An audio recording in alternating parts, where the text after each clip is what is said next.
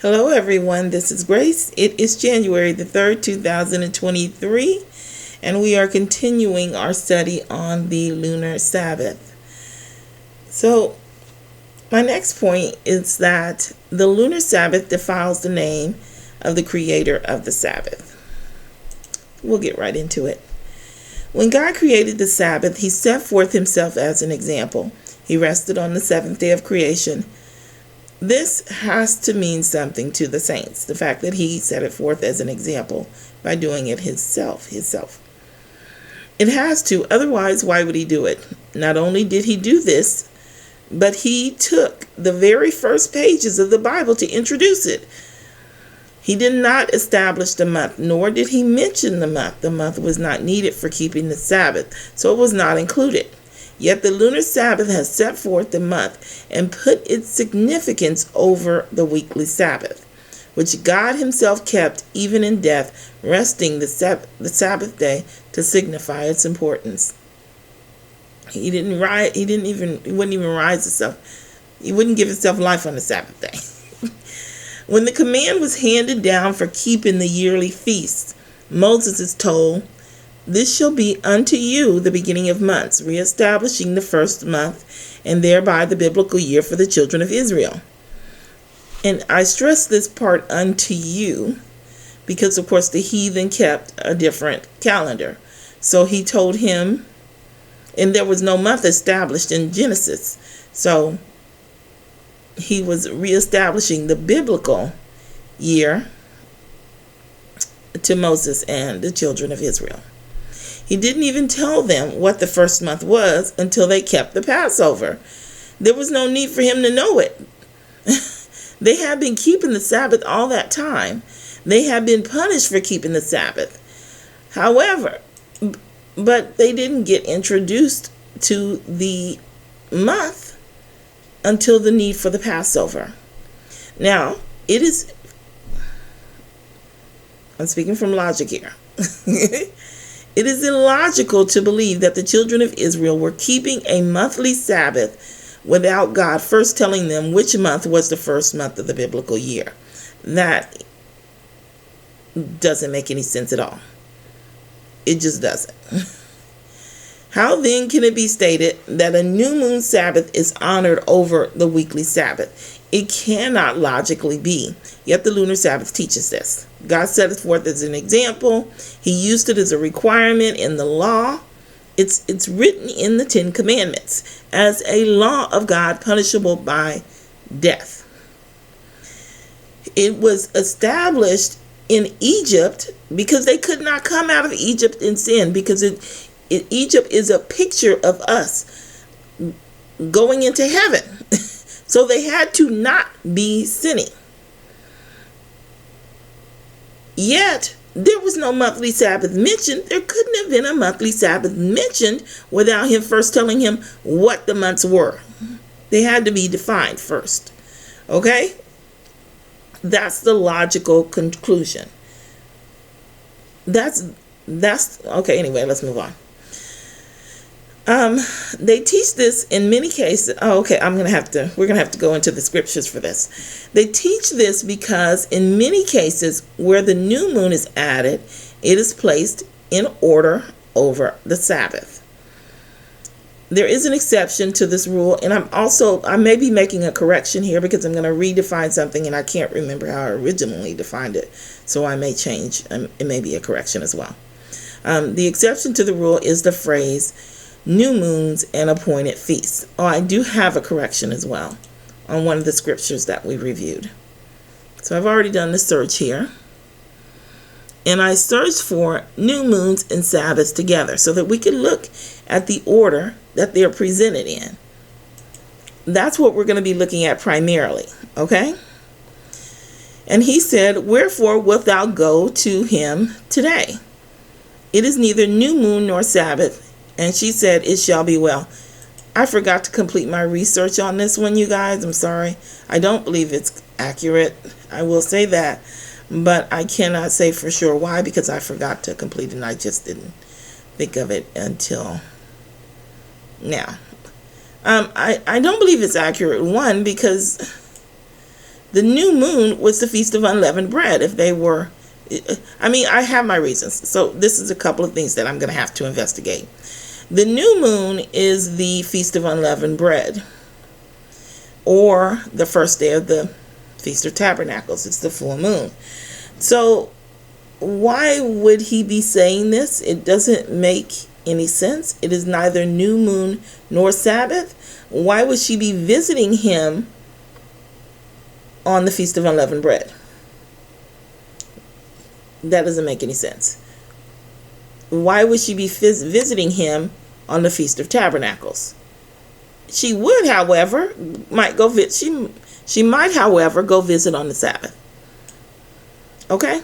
So, new moon is over Sabbath in this verse. And I personally believe it's an error. I believe it was added here. And it should come to pass that from one new moon to another. Did I start from the beginning? No, hold on. This is only a partial search. I didn't do it right. Just a moment. Okay.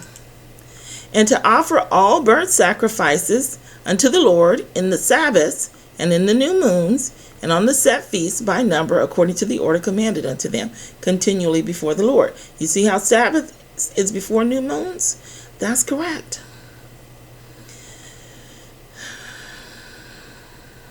Behold, I build an house to the name of the Lord that my God, to dedicate it to him, and to burn before him sweet incense, and for the continual showbread, and for the burnt offerings, morning and evening, and on Sabbaths, and on the new moons, and on the solemn feasts of the Lord our God. This is an ordinance forever to Israel. I'm pretty sure there's a lot of these that I skipped and forgot to go back and check, but we're not going to stop the video for that. If I have to, I'll pause you. Even after a certain rate every day, offering according to the commandments of Moses on the Sabbaths and on the new moons and on the solemn feasts 3 times of the year, even in the Feast of Unleavened Bread. Sabbath is over new moons. These are legitimate verses. Sabbaths, new moons, and on set feasts. Sabbath, new moons, and on solemn feasts. Sabbaths, new moons, and on solemn feasts. Sabbath, new moons, and set feasts. Sabbath, this isn't a real verse right here. This is wrong. I think this is wrong. Let me read it. For the showbread and for the continual meat offering and for the continual burnt offering. Okay, this is correct. However, it's written incorrectly. It should be for the showbread and for the continual meat offering and for the continual burnt offering, period. This should be a new verse because this cannot be before the Sabbath. It cannot be listed before the Sabbath. That's why. Hold on. This isn't a real. For the showbread and for the continual meat offerings and for the continual burnt offerings. Yeah, this isn't right. Let's see. Oh, this is the one that requires the period. I should have written this down. I'm so sorry, you guys. Let's just push through it. Or I don't have to redo this video. I still have another one to do. He appointed also the king's portion of his substance for the burnt offerings, to wit, for morning and evening. Period. This would be a new verse right here, because this here cannot be listed over the Sabbath. It has to be listed separately. That's why they repeat it here. Burnt offerings. Oh, and evening burnt offerings. Period. New verse.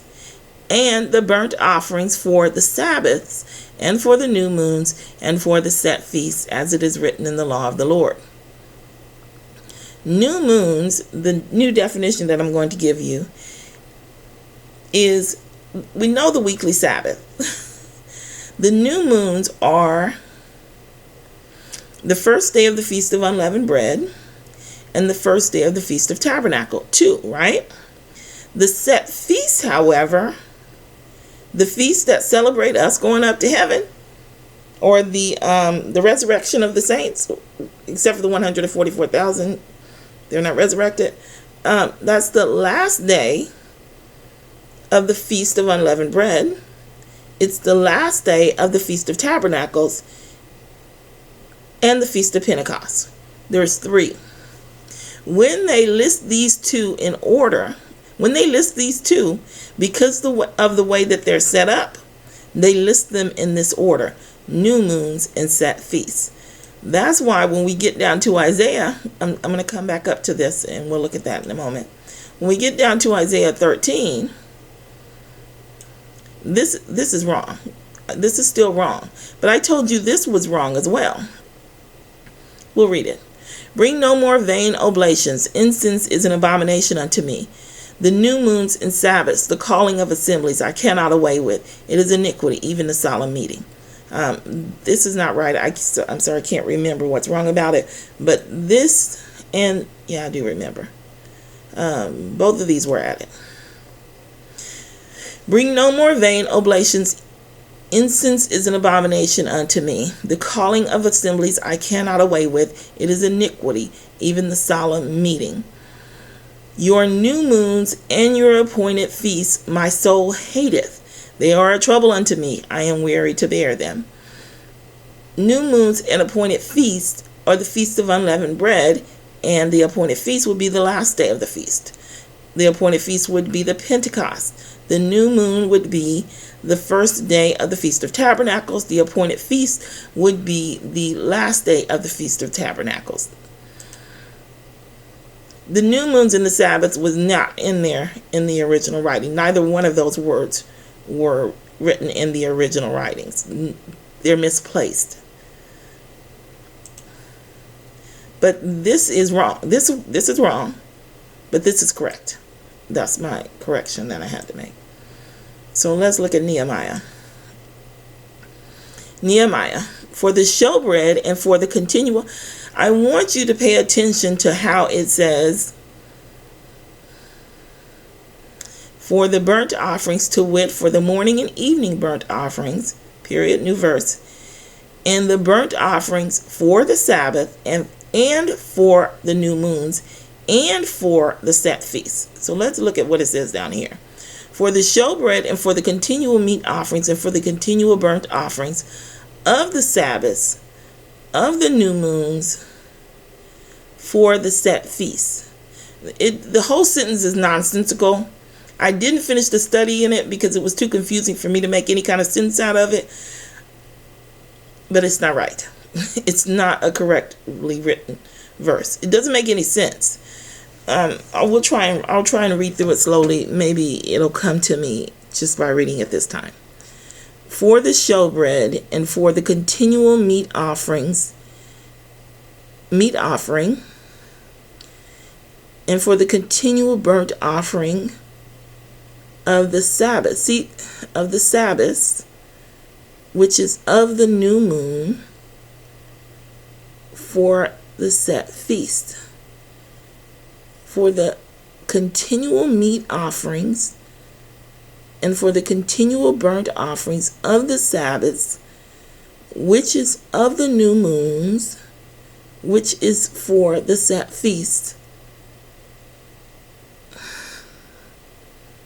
I'm going to have to spend more time on it than I can do here. It's nonsensical, and I need to have time to try and figure out what it was supposed to mean, and I can't do that during the video. I'm sorry, but this is not correct. Even though the Sabbath is over the new moon, it's been tampered with. We already did that. Here's another one where the new moon is over the Sabbath. And it shall come to pass that from one new moon to another, and from one Sabbath to another, shall all flesh come to worship before me. The new moon is not put over the Sabbath. The Sabbath and the new moons. The Sabbath and the new moons. These are the ones that are correct. The Sabbath and the new moon. You get here, and this is a problem. And it shall be the prince's part to give burnt offerings. Well, this is Ezekiel 45. We already know that's wrong. Ezekiel 46, that's wrong. Hosea, I can't recall. I will also cause her mirth to cease.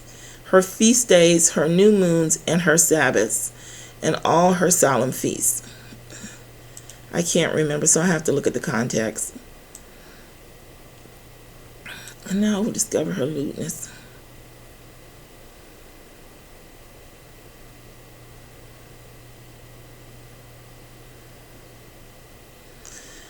We're going to have to skip that. I have to look at the context to make sure. The context can allow for the new moon to be put over the Sabbath. But in order of significance, it cannot be done. It just cannot. And these are all over the place. It has new moons separated from solemn feasts. But it has new moons in association with feast days here. So it could be that it's separate, and that could be a period, and Sabbaths and the solemn feasts. I'm not sure, but we'll leave that for now. When will the new moon be gone, that we may sell corn? And here's an example of an accurate verse where the new moon is over the Sabbath, but it's a separate sentence. When will the new moon be gone? It's in the context there. He wants the new moon to be gone, so that because he's acknowledging that it's a Sabbath here. And the new moon is a Sabbath. It's the first day of the unleavened bread. Let no man therefore judge. This is the New Testament. This I refuse to even look at. Let me read this to you. I'm not going to go into this, but it's so crazy. Paul's writings were so difficult to follow sometimes, but I want you all to look at this verse. Let no man therefore judge you in meat. We're going to look at it, in all fairness, we're looking at it out of context. In meat or in drink or in respect of a holy day or of the new moon or of the Sabbath days. Let me break this down for you. Let no man therefore judge you in meat, in what you eat. Let no man therefore judge you in what you drink. There's an or. Let no man therefore judge you in respect of a holy day. Now, if this were in the Old Testament, there'd be all kinds of no's and stuff going off in my head. Oh, there's no way. We're not doing this, because the Sabbath is a holy day, and the new moon is debatable whether or not can be considered a holy day, because it's the first day of the festivals, right? So how are you going to list holy days separate? However, it's listed separately, and it goes even further. In respect, let no man therefore judge you in respect of the new moon. Let no man therefore judge you in respect of the Sabbath days. It actually lists these separately as though they're not holy days. I clicked on this because I started to read it in context, and I decided I was never going to get through this study if I tried to figure that out. So, I didn't even look into the New Testament stuff. But I wanted you to see the repetition of the patterns where it says, where you have the problems with the verses that say new moons and Sabbaths, new moons. You have problems with the verses that say new moons and Sabbaths, new moons and Sabbaths, new moons and Sabbaths. But the ones that say Sabbath and new moon, Sabbath and new moon, Sabbath and new moon, there's no problems with those verses. None whatsoever. They're perfectly fine, and I can use those verses in order to interpret the meaning of the other ones. They're logical. They're clear.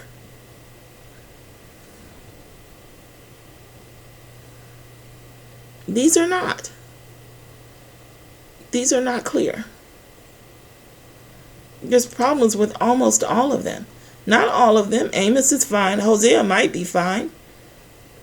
But almost all of them have problems. God himself established and upheld the creation of the Sabbath, and thereby the week, through example, by uniquely putting the monthly Sabbath over the weekly Sabbath. which some lunar Sabbatarians do, not all. They vary in what they teach. It defiles God's example. It's a personal attack on God's character beyond the Bible. When this is done. Now, I've watched enough videos to know better than to accuse lunar Sabbatarians of moon worship. They don't like that. Over and over in their videos, they stress they are not worshiping the moon. And I believe them. They wouldn't go through so much trouble to repeat it over and over if it wasn't true.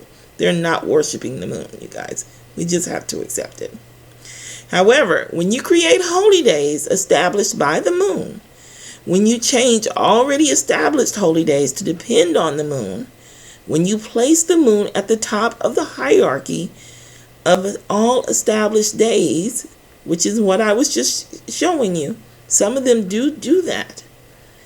Even the one God established by example himself.